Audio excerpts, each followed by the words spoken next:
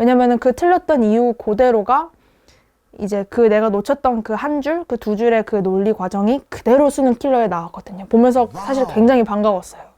이 드디어 나왔구나 하면서 싹 한 번에 풀었죠.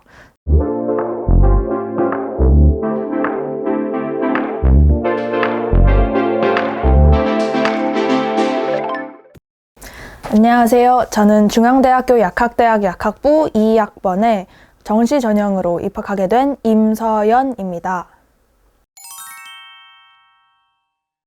풀면서 틀리는 문제들이 항상 속속들이 발생을 하잖아요. 그럼 이제 이 오답들을 내가 어떻게 처리하냐가 사실은 문제를 푸는 양과 이제 어떤 시험을 보느냐보다 훨씬 더 중요한 것 같아요. 틀렸던 문제를 모아놓고 이걸 다시 푼다는 거는 내가 이미 못 푼 문제를 다시 푸는 거니까 같은 양의 일반적인 문제를 푸는 것보다 진짜 2배, 3배 더 시간이 오래 걸린단 말이에요. 그래도 이 과정은 꼭 해야 한다. 이걸 꼭 말씀드리고 싶어요. 저도 오답을 정말 많이를 했었거든요. 왜냐면은 그만큼 틀린 문제가 되게 많기도 했고, 이 오답 하나하나를 소중하게 여기면서 다시는 틀리지 않겠다 이런 마인드도 있지만, 그것보다도 다시 틀리더라도 내가 이 한 번 틀린 이유는 이 똑같은 이유로 다시 틀리진 않겠다. 그러니까 이 이유 하나만큼은 내가 꼭 맞추겠다라고 생각하면서 오답을 차곡차곡 모았어요. 저는 오답 노트를 어떻게 했냐면, 나중에 사진으로 올리실 수도 있지만, 좀 다소 큰 노트, 큰 그냥 스프링 노트에다가 틀렸던 문제 또는 맞아도 다시 보고 싶은, 내가 중요하다고 생각이 되는 문제는 그냥 오려서 그냥 딱 붙였어요. 아니면은 오리는 게 아까우면 하나 더 달라고 해가지고 그냥 붙여서, 그 옆에 이제 빈 공간이 큰 노트니까 많으니까 걷다가 그냥 줄글로 제가 그냥 이 문제에 대해서 하고 싶은 모든 말을 체계 없이 그냥 처음에는 다 적었어요. 최대한 자세하게 연필로 그냥 문제를 읽을 때도 심지어 읽으면서 내가 중간중간 해야 되는 생각부터 그냥 꼼꼼히 하자가 주 생각이었던 것 같아요.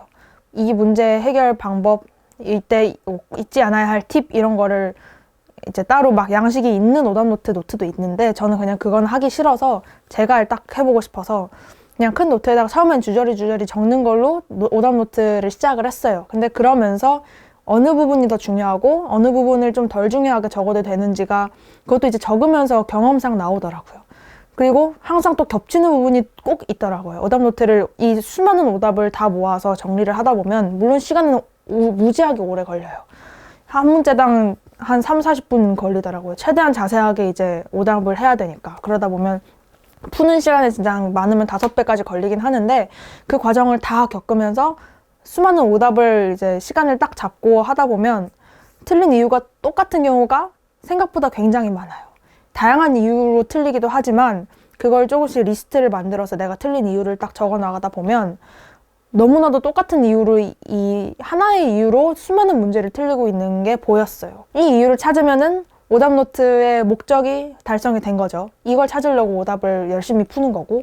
근데 대부분의 이제 제 친구들 주위 사람들은 오답 노트를 그냥 이 틀린 문제를 다시 보는 거 정도로만 풀고 끝내더라고요. 근데 저도 이걸 처음에는 몰랐는데, 최대한 자세히 하려고, 최대한 이 문제가 내가 왜 틀렸는지 그 이유를 꼼꼼히 보려고 노력을 하면서 보다 보니까 그 일관성을 찾게 되었고, 이 일관성은 근데 사람이라면 꼭 있을 거예요. 처음에는 안 보일 수도 있어도 사람이 문제를 틀렸으면 이유는 반드시 있잖아요. 계산 실수든 뭐든.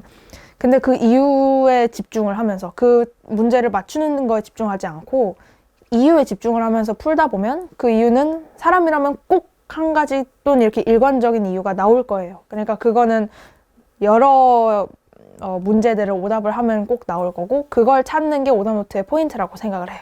그래서 저는 그걸 찾기 위해서 이제 오답을 모았죠. 다 오려서 다 붙여서 이렇게 했는데 시간은 오래 걸리지만 이 과정이 나의 수학 공부에 있어서 가장 중요한 과정이기 때문에, 다른 친구들은 다른 사설 문제, 다른 컨텐츠를 더 풀려고 이제 급급할 때 저는 이런 거 하나도 안 풀고 오답만 주력했어요. 마지막 9월 모의고사 끝나고 이제 10월, 11월 초 이때는 오답만 했어요. 정말 아무것도 안 하고 풀었던 것만 보고 오답. 심지어 풀었던 것도 맞은 걸 계속 보면 이것도 시간 낭비잖아요. 수능까지 시간이 얼마 남지 않은 상황에서는 정말 시간이 긴 것 같기 때문에 그냥 정말 틀렸던 것만 주구장창 봤던 것 같아요. 한 20번? 20번도 아니고 몇십 번을 봤던 것 같아요.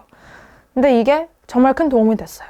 왜냐면은 그 틀렸던 이유 그대로가 이제 그 내가 놓쳤던 그 한 줄, 그 두 줄의 그 논리 과정이 그대로 수능 킬러에 나왔거든요. 보면서 사실 굉장히 반가웠어요.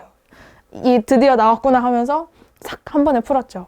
근데 이게 물론 운이 좋아서 이런 걸 또 있지만 사실상 수능이 원하는 그런 논리 과정이 막 정말 무수히 많지는 않기 때문에 딱 어느 갖춰야 할 태도만 잘 정비를 해서 가면은 오답 노트만 충분히 열심히 하고 가면 이제 준킬러나 풀 때 훨씬 덜 당황할 수 있을 거예요. 다 패턴이 있기 때문에 그 패턴에서 내가 놓친 점들을 다 메꾼 다음에 간다면, 그리고 그 메꾸는 작업이 오답 노트라는 작업인 거고, 그래서 가면 훨씬 더 막히지 않고 풀 수 있고 좀 어렵더라도 놀라지 않고 풀 수 있는 큰 원동력이 될 수 있었던 것 같아요.